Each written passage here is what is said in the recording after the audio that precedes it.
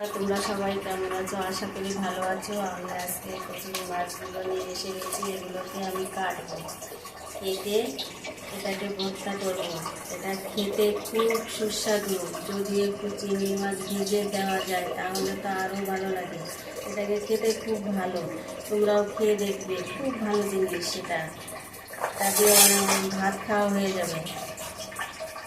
ঠিক আছে, দেখুন এটা কিভাবে ছাল ফেলতে হয়। এইভাবে ছাল ফেলে দিয়ে এটাকে ভালো করে ধুয়ে এটাকে শিলে দিয়ে বাটতে হবে।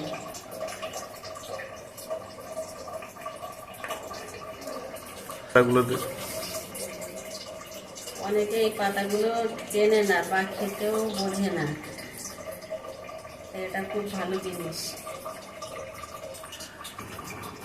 দেখে রাখুন এই মাছটা কেমন। এটা হচ্ছে কচুরির মাছ।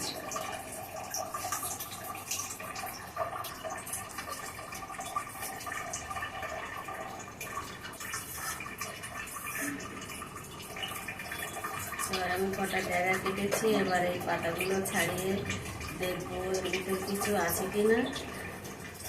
দেখে এটাকেও আমি ছোটো ছোটো করে কেটে নেব। এটাকে আমি ছোটো ছোটো করে কেটে নিচ্ছি।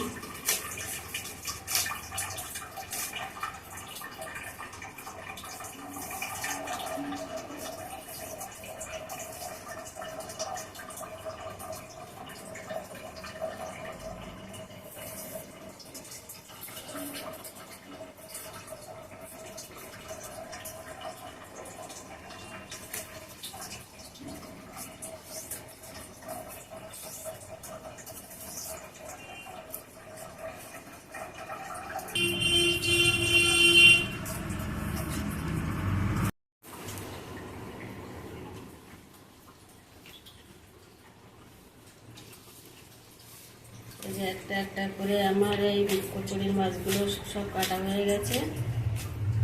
সব কাটা হয়ে গেছে, এবার বাটবো। দিয়ে তারপরে ভালো করে বাটবো।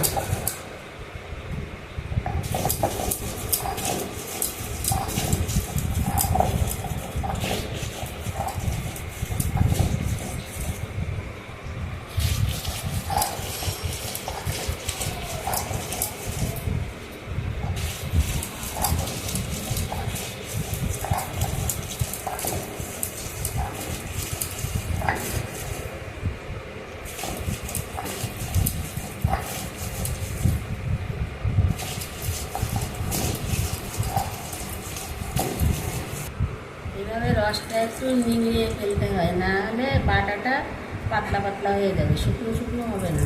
ওই জন্য এই রসটা নিংড়িয়ে ফেললাম। রসটার কালার কি সুন্দর। এবার হয়ে গেছে আমার পুড়ে না,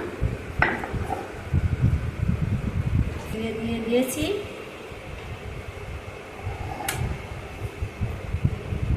এবার একটু হলুদ দিয়ে দিয়েছি, আর গোটা কয়েক লঙ্কাও দিয়ে দিলাম। একটু ঝাল না হলে আবার গাল চুলকাতে পারে। এটা আবার একটু সর্ষে বাটা আছে, সর্ষে বাটাটা দিয়ে দিয়েছি। এবার আমি এই চিংড়ি মাছগুলো দিয়ে দিলাম। ঠিক আছে, এবার আমি বাটবো। এটাকে ফিনিশ করে বেটে এবার আমি একটু নুনও দিয়ে দিলাম। এবার পিস বসিয়ে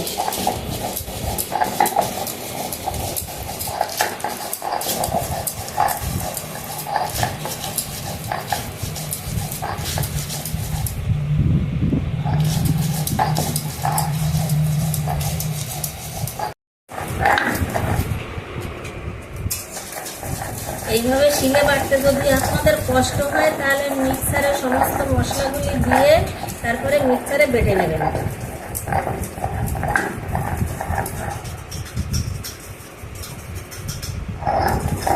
শিলে বাটলে একটু ভালো হয়, ফিনিশিং হয়। আর মিক্সিতে একটু মানে ইয়ে থাকে, একটু খাড়া খাড়া মতো থাকে। এটা আমার প্রায় বাটা হয়ে এসছে। এবার বেটে আমি তুলে দেবো এটাকে।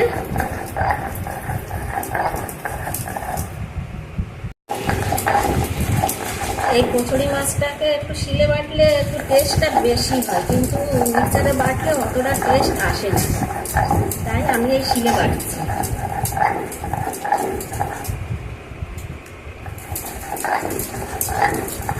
এটা আমার বাটা হয়ে গেছে, এবার আমি তুলে দেবো।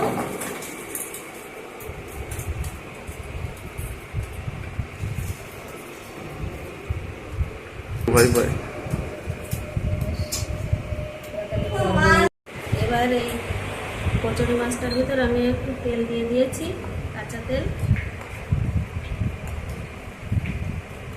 দিয়ে একটু মেখে নিলাম ভালো করে।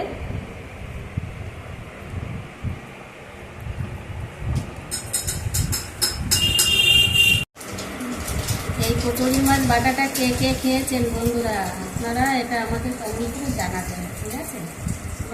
আপনাদের খুব ভালো লাগবে এটা খেতে, এটা খুব সুস্বাদু জিনিস, এটা খুব